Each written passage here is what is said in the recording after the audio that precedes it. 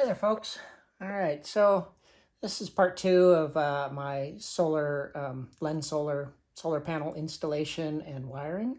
This is the wiring part and what I've done to hook it all up to keep my accessories running when the truck's not running. So, and keep my battery charged during that time. So, as you can see, here's the panel.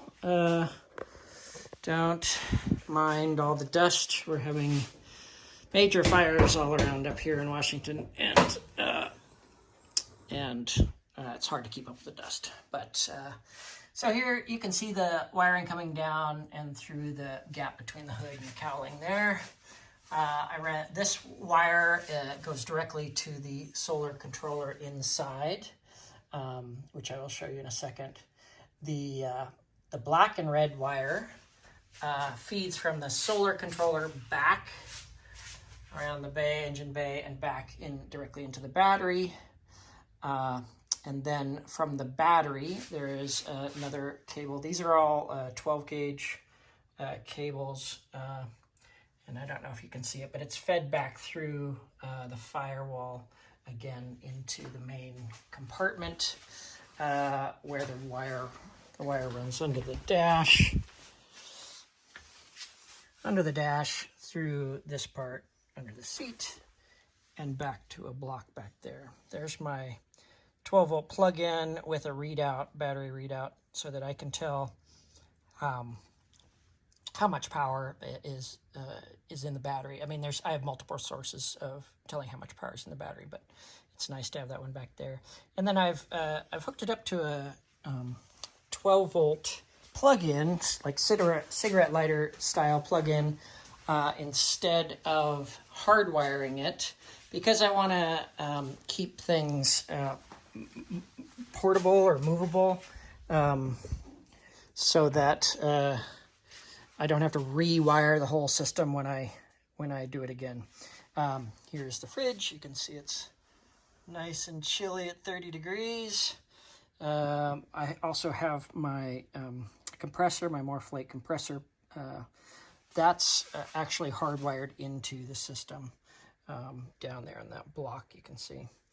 I know I'll get critiques on some of this because the one thing I have not fused or put a fuse in between is past the firewall to that block down there.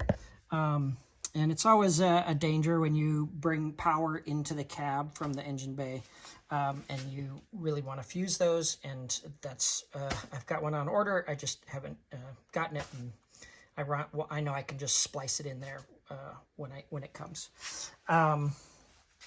Here's my solar controller telling me the power that's in the battery right now. I'm in the garage, so there's no real sunlight power coming in. This is a little, if I had something else, if I had something directly connected into this last plug, then it would have an amperage readout up there of whatever that accessory was drawing. So, anyways, yeah, that's kind of messy down there. It's a bunch of, I also have my 120 or 110 charger in there. You can't really see it. That's also on the 12-volt plug-in, just so I can unplug it. I don't use it very often. Yeah, so it's a bit of wiring. It's takes some time and planning. It's really the planning that's critical, right?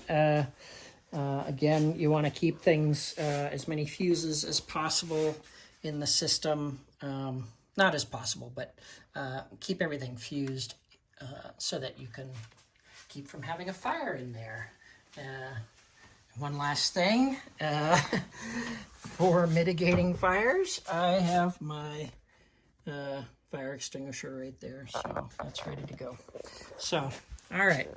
Once again, hope that helped, and let me know if you have any questions. Cheers.